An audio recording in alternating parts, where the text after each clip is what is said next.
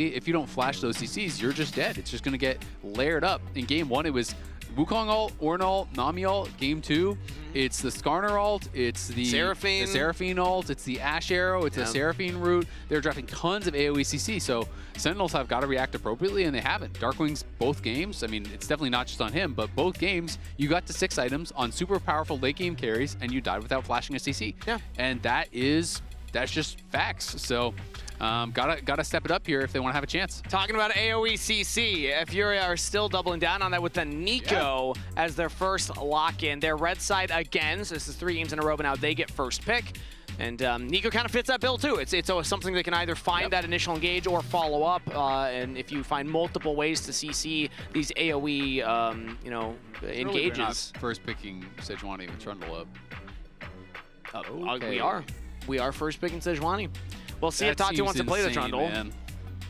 Oh, what about this though? Yone! We were talking about DARKWINGS' champ pool and really highlighting the fact that it's all focused on the control mages. We don't see a lot of the melee champions. Now blind picking a melee champion, technically flexible, I suppose. Like you could move this around, but typically, like Impact's not playing Yone. You don't think he is? He most fearless player in LCS. You don't think he's capable? I don't feel like either of these guys are Yone guys, which is very surprising. I mean, maybe they've been grinding on it. I don't know. Yeah. I mean, it's hasn't been played at all by DARKWINGS. I'm curious all time how much he's actually played it, so I'm gonna check.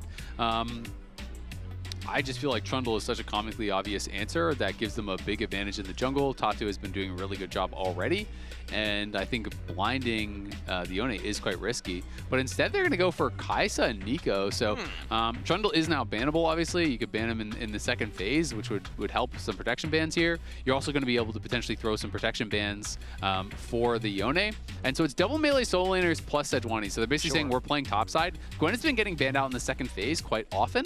So that is, something that's going on. Let's see, Yone, he's got 3 games all time in his career on Yone. He's 1 and 2.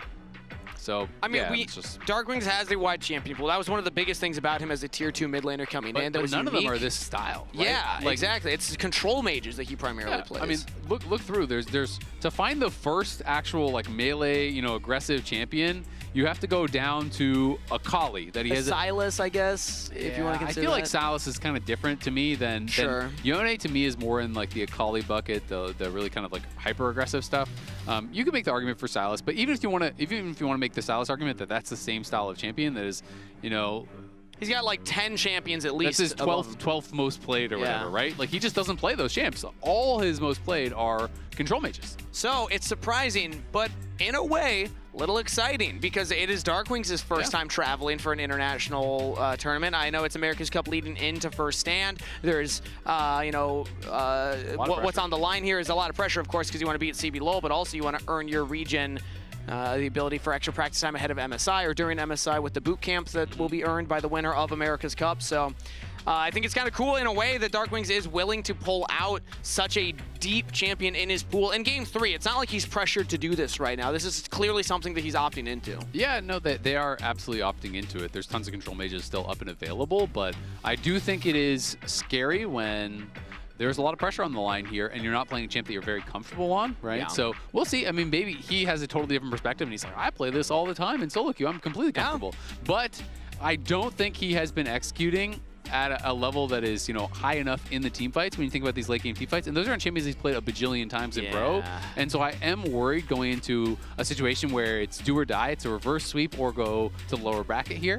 And you're doing it on a champion that you have, a lot less games on. That being said, Sejuani, obviously really strong pairing here with the double melee solo laners. They grab the Rell, so it could be like an MF or something over the top if you want. Yeah, this is a big dive comp that I'm seeing so far.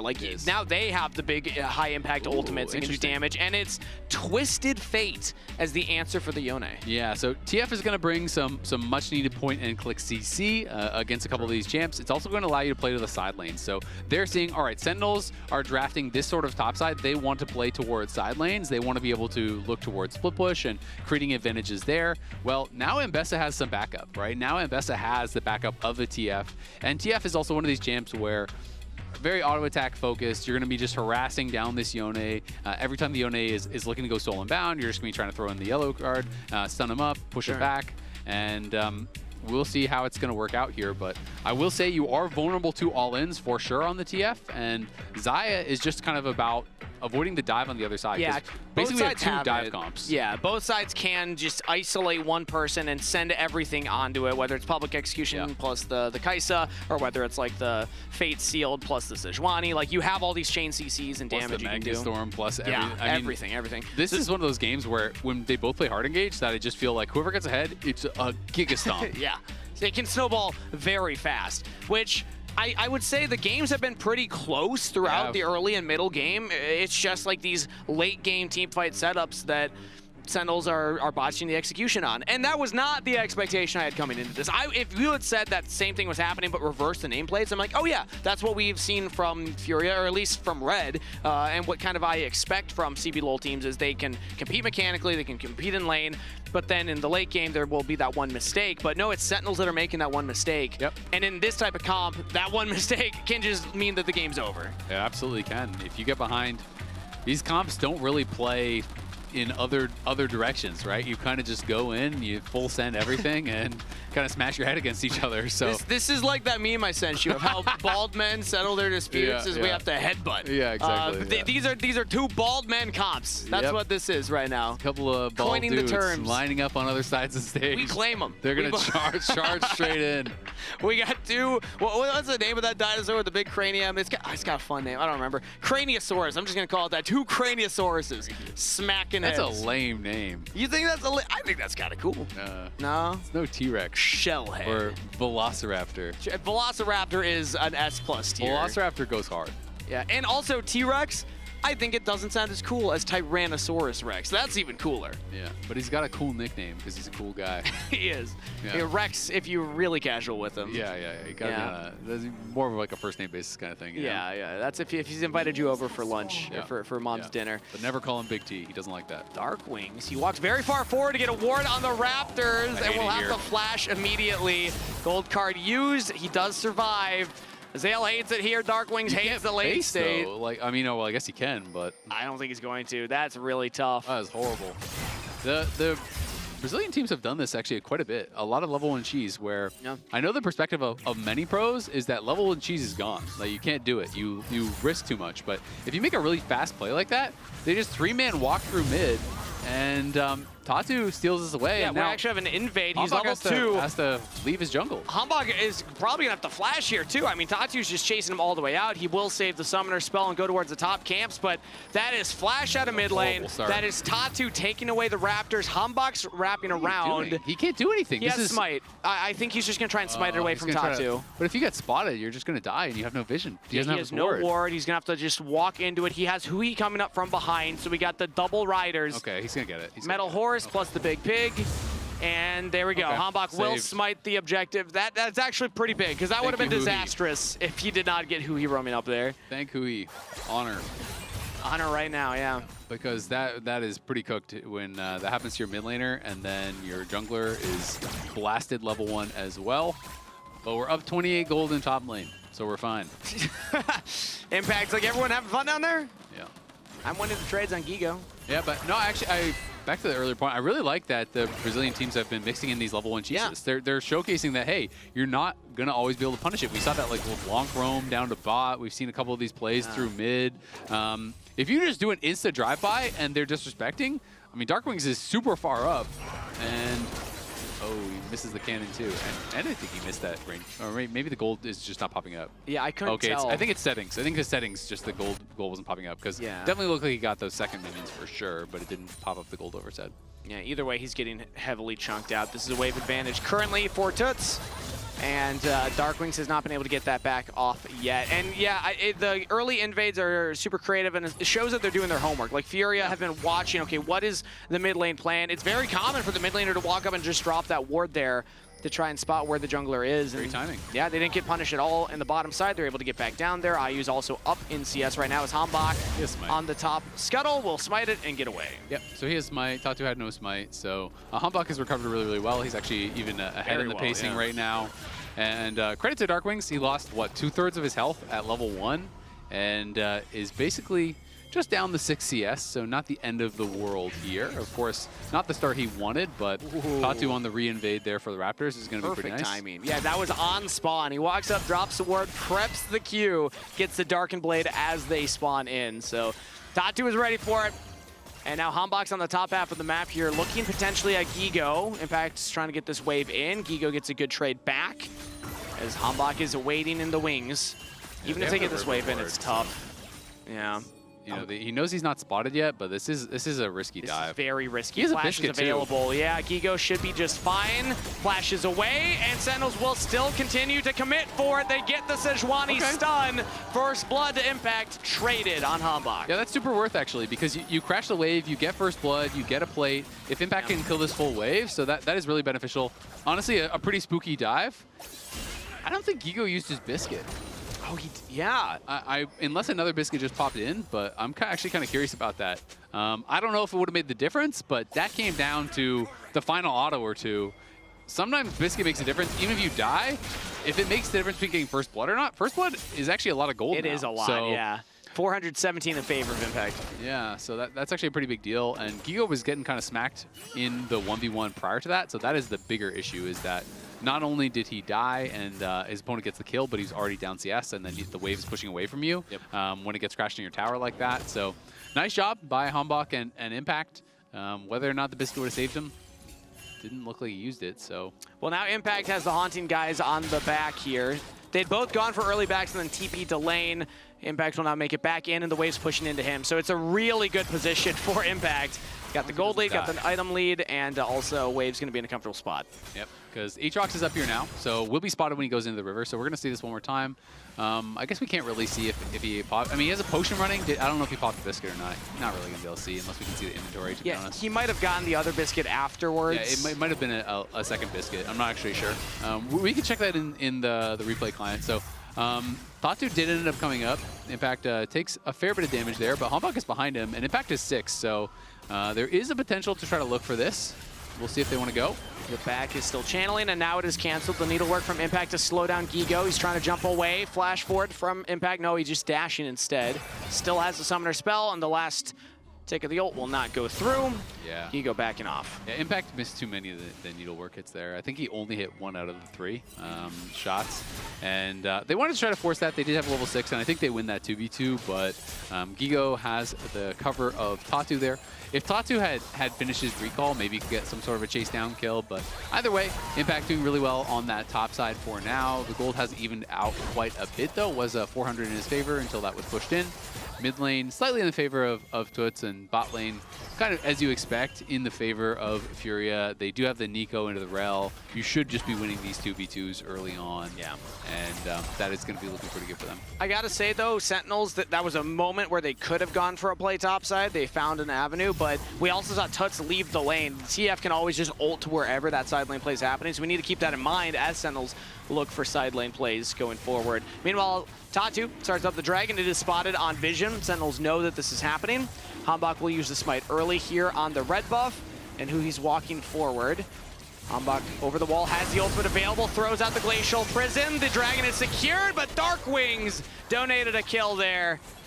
And Sentinels pick up 1. Yep, going to be able to get that kill. They'll grab the scuttle as well. So not bad, but good smite here from Tatu. And it feels like he's winning out on the smites every single time, pretty much, throughout this series. He's been doing a really good job at securing these objectives, as it was a bit of a flip, but Tatu gets it, and that would have been really rough for Furia if that did end up going their way too. But I gotta say, just such credit to HamBak for coming back from the early Raptors. He calls up huhi, or huhi calls himself up. Either way, HamBak's able to at least get the red buff and get back into the game.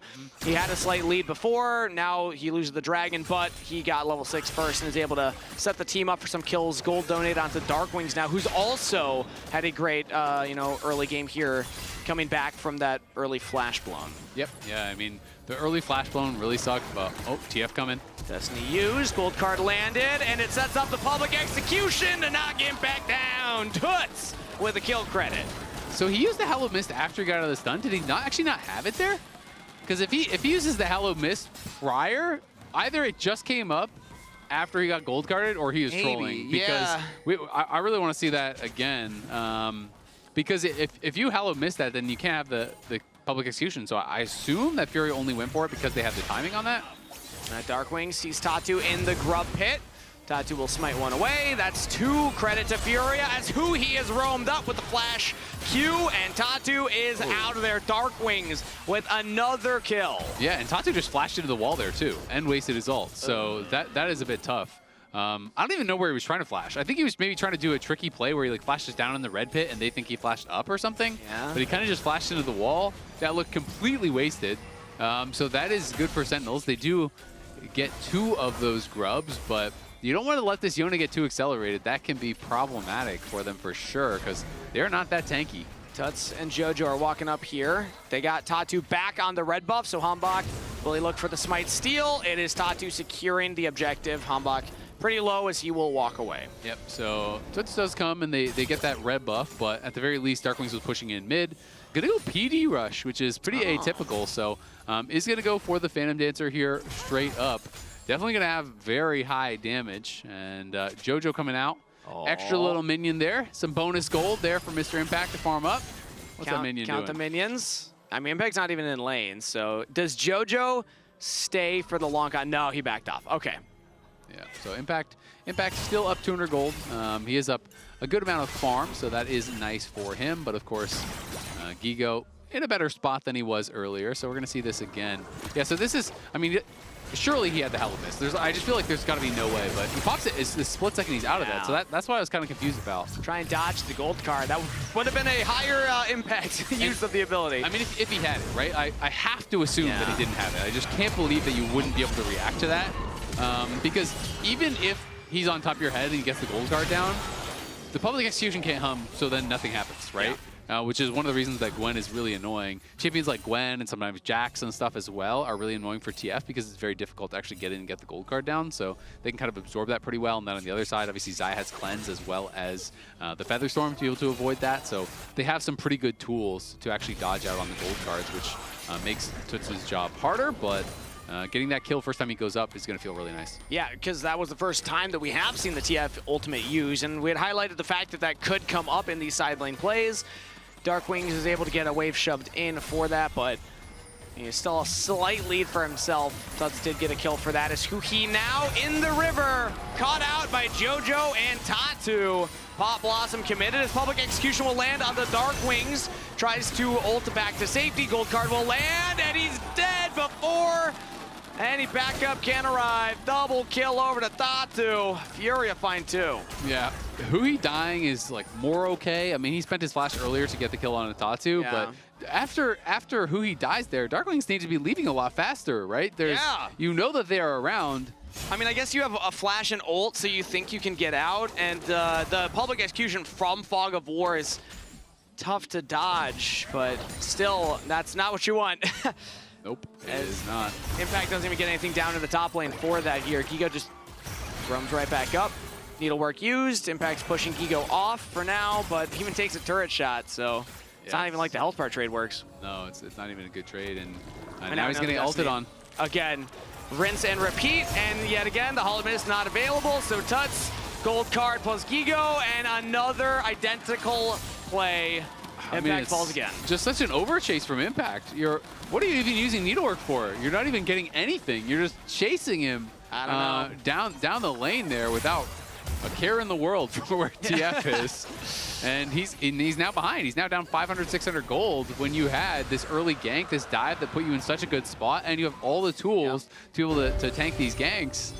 But they are failing to do so, and now they're down 2K. I mean, DARKWINGS was gifted a couple kills in these fights.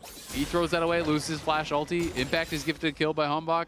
He loses his life twice now to these TF ults. So now you're down 2K, and now you're looking like you were in a horrible spot here. And you had highlighted going into the game with both of these compositions, it can snowball very quickly because the engage options on both sides. Guigo 2-1 and 2 now on the Ambessa. If he's able to land public execution on anybody, as we saw mid lane on DARKWINGS, like he's gonna have the damage here to kill it with that Eclipse finishes. Another 1v1 top side Impact.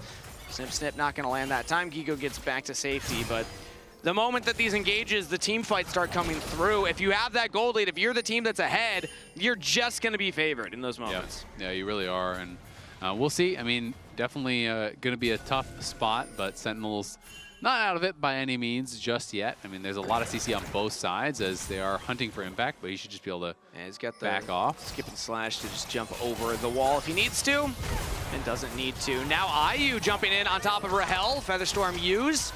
Blade Caller being held for right now. Maybe it was used on the wave earlier. Flash from IU to dodge it, and it's a 1-for-1 kill. Both AD carries trying to outperform each other. And they just trade him. Yep, Rahel used his Blade Caller on the wave when he was trying to clear that out, and then he gets tagged by the Void Seeker, so IU takes that fight. And it is a 1-for-1 at the end of the day, so both summoners used by IU, so maybe slightly in the favor of Rahel. But Impact here has HamBak around, and I mean, Guigo just has so much mobility, and Impact isn't really winning out on these trades. So now they're going to try to push in and see if they can set up a dive. No public execution, and we have the needlework. So HamBak over the wall. They try and do it before the wave even gets there. Not even close. But Guigo gets out. He's just fine. Yep, and that is tough. Now Tatu, we're going to see if he can find a counterplay on somewhere else, but Tutsz moving up here. Won't be able to stop the recalls. Not a big cost to that play, but still not able to really get anything from it. I mean, HamBak nailed the ulti over the wall, but they weren't really in a position to immediately damage him, and Ambessa W just absorbs so much damage. It is insane. So if you don't kill this champion in CC, it is tough. Ooh, Impact goes into the Hall of Mist, and the sun still lands. He's got a TP coming in from DARKWINGS to keep him safe. And that means Yone is now on the top side, so they stopped the dive, but now they have nobody to catch his bottom wave. HamBak is there. Maybe he will look for it. Yeah, HamBak can go down to where it's there. Impact can TP in, so they're going to try to go for a wraparound, but he's spotted. Guigo has the public execution this time around. He'll just immediately back off, and HamBak sees that, yep, there is a control ward, in fact, here. He'll clear that out, but Guigo is in no danger. Although, as I say that, HamBak... Okay, he got the Heartsteel stack. First Heartsteel stack. We're on the board. Yeah. So that's a heavily won play for Sentinels. Hey, as a Heartsteel enthusiast myself... But +1 Heartsteel. The dopamine you get from the bonk. Yep. It's not quite as much damage as the olden days, but still feels good. It does feel nice. I do miss old Heartsteel, though, as a Pantheon support player. Man, when it did like 500 damage. It was super OP. That was crazy. All right, Rahel catching the mid wave. The Herald is up, and Sentinels are trying to get this Scuttle Crab for it. Tatu, he has some backup, but he's not going to go all the way forward as Guigo and Impact find themselves in a 1v1 yet again. Public execution will land. The needlework used by Impact. Guigo trying to sidestep it. That one will land. Impact with a snip, trying to find the last tick of damage. Flashes, and now running away as Guigo flashes forward. The Ambessa cooldowns. The Ambessa dashes. The Ambessa 1v1s. Guigo finds the kill. I mean, you just don't win that. I didn't even really understand why he was chasing, so I was kind of wondering if he was seeing something that I wasn't seeing or if I was missing something. It never looked at any point that he was winning that 1v1 to me. And he's just chasing in like he's going to win. I mean, Guigo still had like 500 health left at the end. It wasn't even close. And now the Herald is secured by HamBak, so FURIA were grouping up for a potential contest. They don't actually go for it, even though Guigo did find that solo kill on the bot side. So I guess it's something for Sentinels, but yeah, that's so much for Guigo. He gets the kill, he gets the turret. I mean, the game should be over at this point. It is, you know, closing in on a 4K lead. It's a 2K individual lead for Impact after he was put in such a good spot. I think he has played a really bad game from that early advantage, and Guigo is smacking him around now. Able to team up with Tutsz a couple times, take him down, and then Impact he fully opted into that, right? Like, that was not as though Impact got stuck in this spot and had to take this fight. He's chasing him. He's chasing him down the river that whole way, and I feel like you were never even close to winning the fight, so I don't get it, but Impact is down again, and now, yeah, as I said, about a 4K lead, and FURIA looking really, really strong. We'll see if Sentinels can find some sort of a really good team fight. Yeah, now's when we have to start giving the gig a cope here, because we talked about how snowballing these comps can get, but hey, if you find a pick, if you find somebody out of position, still engage duels for Sentinels, so theoretically it's possible. DARKWINGS is getting this top turret. Nice influx of gold for the mid laner here as Sentinels are trying to hold the mid lane. Glacial Prison goes out, and Killer Instinct will dodge it, and Tutsz has to flash from the Yone ult, so that's a couple of plays there for Sentinels. They're finding some stuff. Yep, going to be able to get a cleanse, a flash, a Killer Instinct. That is something for them, but of course mid lane tower going to go down, and already lost that bot lane turret, so over 4,000 gold now. So yeah, you got a summoner here or two. A flank. He's got huhi behind him as well, but there's Guigo, there's Tatu. The engage from huhi will land, but the pop lost some re-engagements, no follow-up from Sentinels. And FURIA, they got the trigger pull as well. We highlighted it before. The engage is real impact, doing some damage. He will trade one back as 3 fall. FURIA still winning the fight. Rahel trying to get some damage onto Tutsz, but Impact will still die. 4 for 2 in favor of FURIA. Yeah, 4 for 2. huhi goes for the engage, but as you said, Pop Blossom is there, and there's not really anyone in position to follow up anyway, to be honest. So, yeah. you know, that was rough. And then I didn't see who actually hit that blast cone, but then DARKWINGS gets knocked back into the middle of the team. I don't know if that was FURIA hitting it and knocking him in, or if that was a mistake from Sentinels again. But now 5.5k gold lead.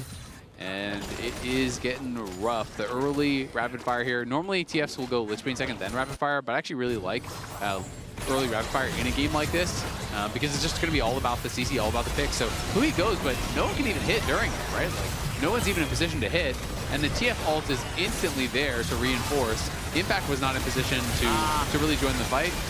It was Guigo who public executioned and then hits the blast cone. As we're back to live. And nobody goes down. It looked like we were just scrapping in the top side right there. But yeah, even during the replay, like DARKWINGS doesn't have Fate sealed. Like they don't have the tools and Impact's ready. not even there. Yeah, so it's like that's just a really ambitious engage. I mean, it's just desperation, right? And they clearly think that the game is snowballing out of control. It's kind of similar to what they did last game when they started losing, right? Where they're just going to start sending it at every fight and they're going to hope it works out. Last game, it started to work out and they kind of started to get back into it. But this game, 6k down at 20 minutes and you're just all melee champs. Public execution dodged by the mist as Guigo had Tatu behind him, but Impact's able to absorb it and no play for FURIA. Yep, no play for them, so they are able to absorb that engage. And you're kind of hoping maybe, you know, you just get that miracle Rell engage into the follow-up from DARKWINGS. He has his IE done now, so his damage is going to be very, very high. Yep. You know, you are going to be having the opportunity to burst some people down, but it is going to be tough. And huhi is playing Mikhails, which I think makes sense, given the rapid fire rush from the TF, right? Gold card is going to be so powerful in a game like this, but it does mean that he is going to get one shot every time he goes in. Yeah, so he's not a tanky Rell. No, you are one set of spells, a Mikhails, and then you die, and that's basically what it is, right? So that's a pretty big trade-off. Yeah, that's not a great place to be as Sentinels will throw the Herald in, teleport in. Got to be careful as their junglers engaged on. HamBak takes a huge chunk of damage. Guigo completes the teleport. And now Sentinels in full retreat. Tatu pops World Ender, lands the knock-up onto Rahel, and a Glacial Prison onto JoJo. They got the Neeko. Sentinels with a clutch find in the fight. Can now turn it back around on the Guigo, who's jumping in. Low health bars off the jungler for Sentinels, but it doesn't matter. It's DARKWINGS going in. Tutsz now finally join up with the play. Gold card land, huhi's down, but it is traded for the top laner.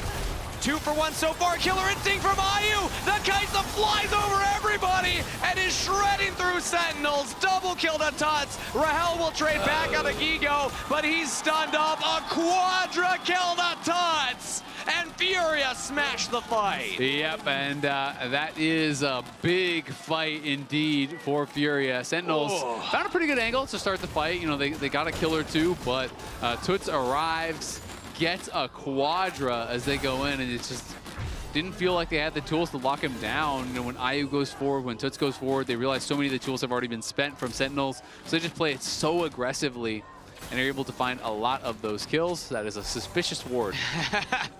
I like how he was using the sweeper, though, so it still seemed like a control word. You never know. There you go. When's the last time you saw a quadra kill on a Twisted Fate in this type of team composition? Let's get another look at that, though. Yeah, it's been a while for sure. HamBak, this was a really nice turn from him, the Glacial Prison. He finds it onto JoJo, and they're able to burst him down before the Pop Blossom comes through, and then Tutsz is like, wait, I can't flank? And then you're thinking, hey, it's a 5v3 right now. This could actually be looking pretty good, but Guigo is so fed, flashes out from the Fate Sealed. They re-engage in on a Tatu, but I think huhi maybe went a bit too early. Still, though, you have the numbers in this case, but then here it comes. The ult in from IU creates a lot of space. Guigo goes aggressive on the other side. Rahel does take him down, but they just knew there just wasn't enough tools to deal with all of them. So IU full sends it, creates space for the rest of the team. Really well played there from FURIA. He's like, what? We did that? That's awesome. Oh, beautiful moment for FURIA. And I gotta say, tough series for LCS fans watching here. Tough for us as well. Couple of tough days. Couple of tough days. I mean, FURIA, if they just play the rest of this game cleanly, they're gonna go undefeated into the finals against both of the LCS representatives. Yep. Yeah, didn't drop a game against either LCS team, so not what you want to see for sure. I mean, Sentinels, this one seems the most over. Last game, I didn't like their draft, but gold-wise, they were still in it. Game 1, I thought they were in actually a winning position for a lot of it personally. I'm sure other people will have other takes, but I thought they had a really good shot. But this one, they are kind of just getting blown out of the water. So I'm gonna need everybody at home then. All the LCS fans, raise your hands. We gotta spirit bomb this. We gotta charge up Sentinels right now. Give them all your energy, because they're gonna need it, man. It's a 7K gold deficit. Dragon Soul in 4 minutes, but Baron's already on the table. FURIA can look at it right now. Yep, and they are going to start to pressure this. And it is going to be really, really difficult to deal with. Rahel is quite strong. I mean, he has his big 3 items, but on the other side, you know, you're looking across, and every carry is, you know, 1.5 to 2K ahead. Yeah. So that is really, really tough. That's hey, you know, Tatu's only 967 ahead. There you go. But I'm not counting him as a carry because he's jungler, but he's still a carry. Well, fair enough. Yep.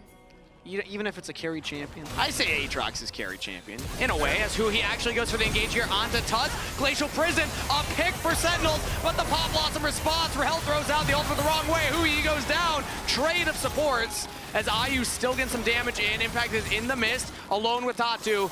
FURIA spreading around. Guigo goes on to Impact on the flank here as DARKWINGS trying to get onto IU. It's only supports falling on both sides as Sentinels find their pick, but do not get much more. Someone needed to hit that tower. That tower was doing so much for FURIA, and it's legit like one auto, but I guess they were worried about if you go forward, you get CC'd under it. Rahel needed to Featherstorm the correct direction as well, because that Blade Caller could have been huge and just controlling the space. Going Baron. They're just going to TP even on it, so now Sentinel's going to have to try to get in there. They're aware of it, but going to be tough. All right, HamBak walking forward, Baron rather down to under 10K. It's about the Rahel show. They got to buy space for the Xayah, but HamBak's already giga chunked out. DARKWINGS going forward. Baron still focused up, smite it down. As FURIA pick up the objective, Sentinels can't even get into the river to contest. Yep, not going to be able to do anything. Forward. Instant cleanse from DARKWINGS. Able to get out of there. Actually, it was the McHale's from huhi, so good from him to keep his AD carry safe. But yeah, Baron's enough for FURIA here, plus the gold lead. They can either try and close the game, or they can just use this Baron to get the Dragon Soul. Yep, they'll probably just play for Soul. With these kind of compositions, it is a little bit harder Siege, right? True. And it's also 26 minutes. Exactly. It's still pretty early. So if you group up and you all get AoE'd, that's kind of the only way Sentinels would have a chance. But they are closing in on a 7,000 gold lead. They have Soul here in a minute and a half, and they have the Baron to continue pushing this advantage. So they are looking really, really good. Tutsz almost has his death cap even, so that is big. IU has the Seekers now, so it gets even harder now to find a potential one-shot or to find a potential pick here for Sentinels. Yeah. And so they are in tough, as FURIA have just been better. FURIA have just executed in the big moments. They've looked more coordinated in the team fights, and even the individual play. I feel like the solo lanes have really been outclassed today for Sentinels. Impact and DARKWINGS, I think, have been super outclassed by their counterparts. I mean, FURIA are playing clean. They're playing clinical. Sentinels, they're playing like they just got off Willie Nelson's tour bus, dude. Like, we got to figure out what's going on with this vacation that LCS is on down in Brazil, because getting swept back-to-back by FURIA is pretty tough. It's a tough look for sure. Pretty tough look, as that's about what is about to happen here. FURIA, 45 seconds till that Dragon Soul. Sentinels so far behind as Tatu gets some damage on DARKWINGS, but actually DARKWINGS trades a decent amount back. Now IU landing the W. Guigo under turret on the Rahel. That's already Featherstorm used, so no Xayah ultimate for the Dragon Soul contest, if Sentinels can even get out there. Yep, that is public execution traded for it, but that is going to be a shorter cooldown, and Guigo just knowing his limits, putting that pressure on constantly here, as mid lane tier 2 will fall easily to the cannons. Guigo doesn't have to risk anything, and we'll see, can they even get out there? I feel like no. I think that the chances are low to even get over there. I mean, you probably can't win with Ocean Soul, but you're probably never going to be able to get the Ocean Soul, so I Look at this vision. It's, yeah, everything is covered. So, I mean, it's either you give this and then you turtle up and hope you can get a random Elder, or you flip it and just send HamBak in by himself to maybe go on a one-way mission. I mean, Impact is just pushing in on the top wave. Tutsz actually gets behind HamBak, so IU flying over with the Killer Instinct, instant cleanse on the Glacial Prison. HamBak is hunted, Dragon Soul is claimed. FURIA are running away with this game, as HamBak will just try and hit this wave. Impact is still pushing in the top side, but with HamBak falling, feels like this is the final game-winning push from FURIA. They even still have the Baron. It just expired, but now they can defend against top push and regroup as a team. Yep, nicely done. FURIA going to be able to claim this. You have to think. I mean, there's no reason for them to flip it. They just play it really well. They used both the TF and the Kaisa push in, and now they're going to try to push in and potentially end the series right here. They're grouping up as 5 on the bottom side, and that means that Sentinels have only one avenue they have to defend, as the mid lane is the next focus here. So if Sentinels can keep these inhibitor turrets up, they will have HamBak respawning. They can go for another 5v5 fight, but the gold lead is just so big for FURIA, plus the Dragon Soul keeping them all topped off and healthy in this fight. Barb's not going to land as Tutsz, the focus, lands a gold card. Stun onto Impact, but no follow-up from the rest of the team. Tatu just keeps dashing back and forward over this little wall, keeping Sentinels on their toes. But without the Baron, it is hard for FURIA to actually continue the siege in these lanes. So for now, they're going to back off. Yep, can be a bit difficult, but still, all they need is really one opportunity. If Sentinel steps a bit too far forward, they are going to get picked, and then that is going to be the end of the series. Sentinel's going to keep fighting it out, of course. Going to try to look for any small window of opportunity that they could find. It is going to be so tough, though. I mean, maybe you one-shot the TF who has no Zonias. And yeah, maybe. I mean, it's going to be Miracle Plays at this point. It could be Guigo. If he walks up and hits this wave, he's giving us an opportunity. But yeah, he doesn't have to. Wait for the rest of the team. You don't see anybody on Sentinels on the map. They just clear out the bottom vision. And Sentinels haven't even taken this bot tier 3 turret. Like, that is an outer turret in mid and bot lane. Yep. Yeah, I mean, we've been pretty much on the back foot. You know, there was just too many mistakes in the early game. Impact was in a good spot, and DARKWINGS got into a good spot, but then they just didn't execute in the fights. Impact, you know, was using his miss really aggressively for just kind of these trading patterns a lot of the time, and then TF would find an angle to kill him off. Then he tried to take this 1v1 down bot side, get solo killed, and so that was, you know, really, really tough. And then it's just been Sentinels on the back foot the whole time, looking for an opportunity to find a fight. But we talked about it in draft, when you have these kind of compositions where it's just a whole bunch of melee champs all running at each other, one team gets ahead. Yeah, that's generally the team that does come out on top. It feels like, again, I don't want to have hope, but it still feels like there's a couple of avenues that Sentinels can play, because you highlight there is no Zonias on Tutsz. We can try and get onto IU. He has his Zonias available, but like, it is a squishy target. Even the Neeko, relatively squishy with only some armor and a little bit of health. So it's not like it's impossible. I want to believe. It's just so hard to right now. FURIA have played this so well. I mean, the gold lead, though, is so massive. So yes, there is a world in which you one-shot the TF or whatever, but what happens after? Exactly. Also, you have to spend so many tools to do that, and everyone on their team is super fed, right? If we're talking to Freak, Dragon Souls are worth around 6K of stats, and then they're over 8,000 gold heads. So you have to be thinking about it as a 14,000 gold lead at 30 minutes. Right? And when you think about it like that, it's very, I don't very like tough. it. No, I'm not. I'm going to choose not to. I'm going to choose to ignore the dragons and the numbers and the items. Let's go, and baby. the stats. I'm going to focus on Sentinels. I believe in the magic. Looking at the big purple worm, baby. Guigo has the teleport. He's going to go for the flank right now. Could come down to a smite fight. Tatu gets in the pit, but does not get it. Now he's all alone for a few seconds. Sentinels, they get the GA. They get the Baron. And now they got to fight their way out of here. Flash over the wall from Tatu. Now goes back over. IU can't get the damage out. Sentinels, they find their kill. But in goes Guigo. In goes Tutsz. The Blade Caller does not get the kill. Sentinels fought for it. They almost found a play.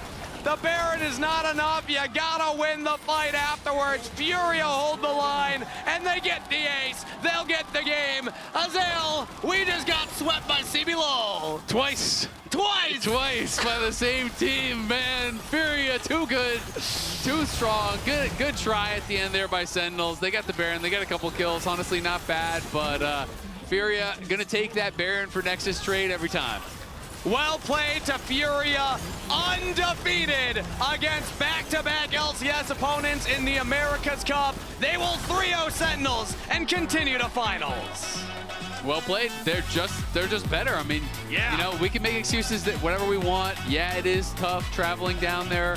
It is tough, you know, not having a lot of time in between the events, but at the end of the day, FURIA are just outplaying across 2 series. This one was a lot closer. It felt like, even though it was still a sweep, I think Sentinels had really good chances in Game 1 and Game 2. Yeah. But they did not execute when it mattered. They, you know, kind of choked it in the big moments, and FURIA did not. I feel like they drafted really smart comps. They played towards their wing conditions really well. Game 1, Game 2. A lot of AoE CC. They coordinated well with that this game. They obviously go with the TF, which, you know, it's kind of a controversial pick. Some people really don't like it, but they found the windows to punish Impact where he was missing that hallowed mist. They get up there, they kill him multiple times, and I just think they played a great series. My favorite play also is when the Dragon Soul is being set up, Tutsz uses Destiny to get behind, throws the gold card, sets up the Killer Instinct from IU, and they just eliminate HamBak's approach. Like, that's a really cool way to play it, because like Kaisa ult is kind of a semi-global, but you need something to set it up. TF's a semi-global, but often you need something to follow it up. Hey, that paired beautifully. That was a really fun moment there too. So it wasn't just the top lane, it was Tutsz always getting around the map, setting up the team. And I mean, it hurts as an LCS fan. We're a little biased on this cast being the English broadcast. We're a lot biased. We were told to full send the bias. Full send the bias. Well, I got to say, bias for Brazil. Congratulations on the 3-0. I got some Brazilian soda cans here for us. Will you crack one open with me? Yeah, sure. There we go. You know what? For FURIA. For FURIA, the Brazilian right there. original, it's like it a says. yeah. I've never tasted this before. That's good. That's actually delicious. Not bad. Cheers. Cheers. Cheers to FURIA. A well-earned win. We have huhi here joining us for an interview after their loss today. I'm curious what the team's feeling after that one. I mean, yeah, let's get it from huhi himself. Hello, huhi. Thank you for joining us. Tough after going down 0-3, but still happy that you can join us. How are you feeling? How's the team feeling after playing FURIA? Yeah, I mean, we got 3-0'd by FURIA, and obviously, like, we should play better. But yeah, getting 3-0'd is not a great feeling. But I think props to them. They played well, and we underperformed. So it is what it is. We just have to show up next time. How did you feel? Like, obviously, Game 3, that one got away from you guys pretty quick. But Game 1, Game 2, to me, felt like you guys were in pretty good positions, but just kind of failed to execute in late game team fights. Did you kind of view it the same way, or did you think it was more about, you know, something else? Kind of how did you view those 2 first games? I think you touched the base pretty well. I do think Game 1 and Game 2, we were in a pretty decent spot to win the game, and the game kind of blew up because we had like bad executions in team fights. But overall, I feel like I also played pretty bad early game, like getting caught a lot and stuff like that. So yeah, I think those are the things that we just have to look at and try to fix for the next time. Well, I want to give some credit to FURIA and get your thoughts on them, because they just went undefeated against both C9 and Sentinels now. As a competitor, what do you have to say about FURIA and the way that they play League of Legends that's giving them the success? I mean, I think they're pretty aggressive, and they're actually pretty good. I think it kind of plays in both ways, where like I feel like, you know, sometimes we're not performing best, but also they're just like overall better than us for now. So yeah, I think even though it's like we won versus Red, I think FURIA was the better team in my opinion that when I played them on stage. So yeah, I think there's just a lot of things that we just have to look internally and try to perform better if we face them again in the finals. So how are you feeling then tomorrow? Because obviously I think a lot of LCS fans were thinking, all right, it's going to be LCS, all LCS finals. We know that that is not true now. Yeah. FURIA is already going to be waiting in the finals. You're going to have to play against C9 in the lower bracket. Obviously, they beat you guys in playoffs in the LCS playoffs, but a lot of people are feeling like C9 is looking worse these days. So are you guys feeling pretty confident?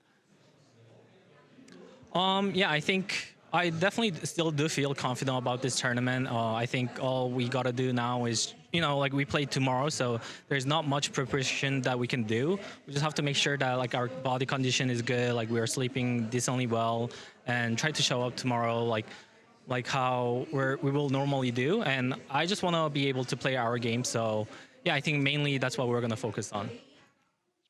Cool. All right, well, we'll be cheering you on against C9 to see who will come back for the rematch against FURIA in the finals. Thank you so much, Huhi, for coming and chatting with us. We're going to let you get going while we wrap up the show. Yeah.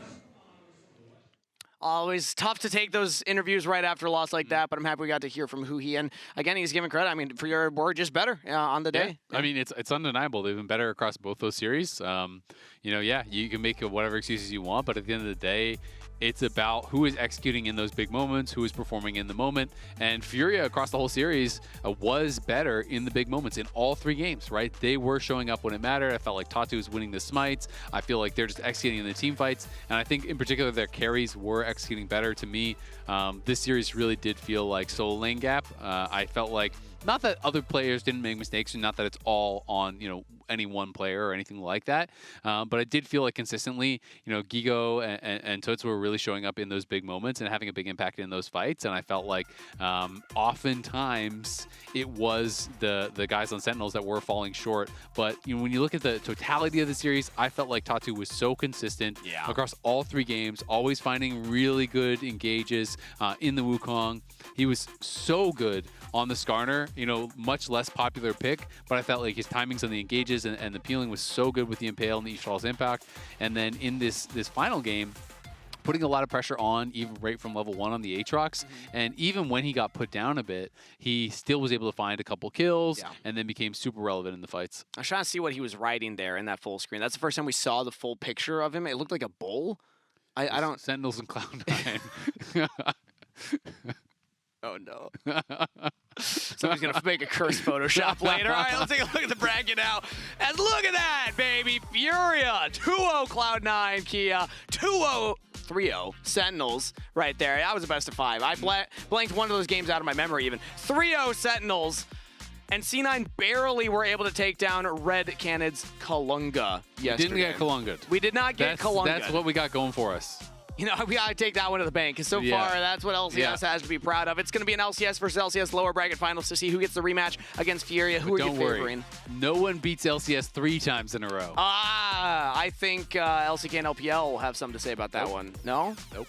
Okay, because we're at like 10 times in a row for them. No one beats LCS 3 times in a row in America's Cup. In America's Cup, it hasn't happened yet. Yep. It's gonna be Sentinels versus C9 tomorrow. Who are you favoring on that one, Azael?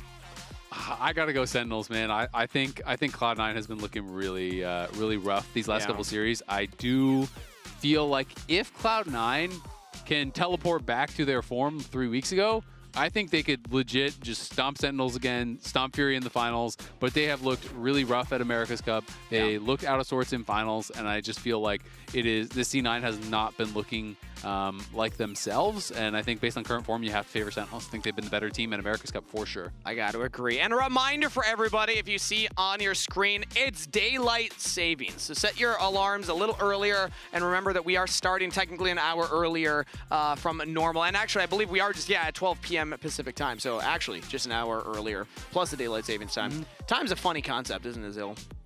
Yes, but daylight savings, why does it even exist? I don't know. When I lived in Phoenix, they have no daylight savings there. It's actually just better. Wait, they don't? No.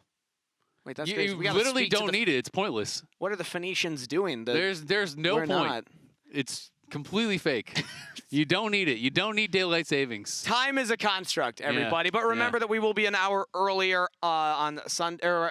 Just Sunday, right? Yeah, I think it was just Sunday. That's when daylight savings ends. Saturday, tomorrow. I'm hearing from producers. Thank you, producers, for saving me right here. And then also daylight savings time on Sunday. Set your alarms, everybody. Thank you for tuning in. We just got 3-0'd by FURIA. Let's see tomorrow who can get the rematch. See you there. We find our